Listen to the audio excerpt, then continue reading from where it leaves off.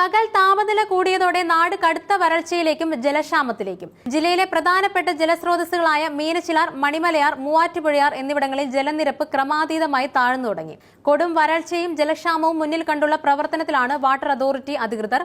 ജില്ലയിലെ ഏറ്റവും വലിയ ജലശുദ്ധീകരണശാലയായ വെള്ളൂപ്പറമ്പ് കുടിവെള്ള പദ്ധതിയിൽ കൂടുതൽ പമ്പ് സെറ്റുകൾ സ്ഥാപിക്കുന്നതിനുള്ള നിർദ്ദേശം ഹെഡ് ഓഫീസിലേക്ക് സമർപ്പിച്ചിരിക്കുകയാണ് അധികൃതർ. തിരുവഞ്ചൂർ പമ്പ് ഹൌസിൽ നിന്നാണ് കോട്ടയം വാട്ടർ അതോറിറ്റി ഓഫീസിലെ വളപ്പിലെ 55 ലക്ഷം ലിറ്റർ സംഭരണശേഷിയുള്ള ജലസംഭരണിയിലേക്ക് വെള്ളം എത്തിക്കുന്നത്. ഇവിടെ നിന്നാണ് കോട്ടയം ടൗണിന്റെ പരിസര പ്രദേശങ്ങളിലേക്കും മുട്ടമ്പലം, തിരുവാതുക്കൽ, കാരാപ്പുഴ, കഞ്ഞിക്കുഴി ഭാഗങ്ങളിലേക്കുമെല്ലാം ജലം വിതരണം ചെയ്യുന്നത്.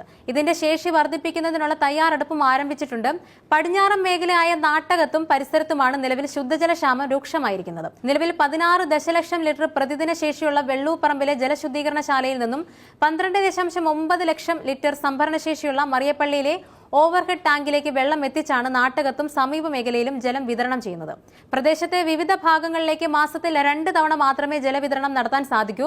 ഇതിന് പരിഹാരമായി 2016 കിഫ്ബി പദ്ധതി പ്രകാരം 21 കോടി രൂപ ചെലവിൽ നാട്ടകം കുടിവെള്ള പദ്ധതി ആരംഭിച്ചെങ്കിലും പൂർണ്ണമായി ഇതുവരെയും നടപ്പാക്കാൻ സാധിച്ചിട്ടില്ല. കോട്ടയം വാട്ടർ അതോറിറ്റി വളപ്പിലെ 12.5 ലക്ഷം ലിറ്റർ സംഭരണശേഷിയുള്ള ഓവർഹെഡ് ടാങ്കിൽ നിന്നും മറിയപ്പള്ളിയിലെ ഓവർഹെഡ് ടാങ്കിലേക്ക് 600 MMDI പൈപ്പ് ഉപയോഗിച്ച് ജലം എത്തിച്ച് വിതരണം ചെയ്യാനായിരുന്നു പദ്ധതി. എന്നാൽ MC റോഡിൽ മണിപ്പുഴ മുതൽ മറിയപ്പള്ളി വരെ പൈപ്പ് ലൈൻ സ്ഥാപിക്കാനുള്ള അനുമതി ലഭ്യമാക്കാത്തതിനെ തുടർന്ന് പദ്ധതി പൂർത്തീകരിക്കാൻ സാധിച്ചിട്ടില്ല. പദ്ധതി നടപ്പായാൽ മാത്രമേ നാട്ടകത്തെ ജലക്ഷാമം പൂർണ്ണമായും പരിഹരിക്കാൻ സാധിക്കൂ. ദേശീയപാത അധികൃതരുടെ അനുമതി ലഭിക്കാത്തതിനെ തുടർന്ന് KK റോഡ് കളക്ടറേറ്റ് മുതൽ കഞ്ഞിക്കുഴി വരെയും പൈപ്പ് ലൈൻ സ്ഥാപിക്കേണ്ട ജോലിയും പൂർത്തിയാക്കാൻ കഴിഞ്ഞിട്ടില്ല. ഇതിന് ദേശീയപാത അധികൃതരുമായി വാട്ടർ അതോറിറ്റി സംയുക്ത പരിശോധന നടത്തുകയും അനുമതിക്കായി വീണ്ടും അപേക്ഷ സമർപ്പിക്കുകയും ചെയ്തിട്ടുണ്ട്. ഇത് പൂർത്തിയായാൽ നാട്ടകം മേഖലയിലെയും കഞ്ഞിക്കുഴി, മുട്ടമ്പലം പ്രദേശങ്ങളിലെയും ജല ദൗർലഭ്യത്തിന് ശാശ്വത പരിഹാരമാകും.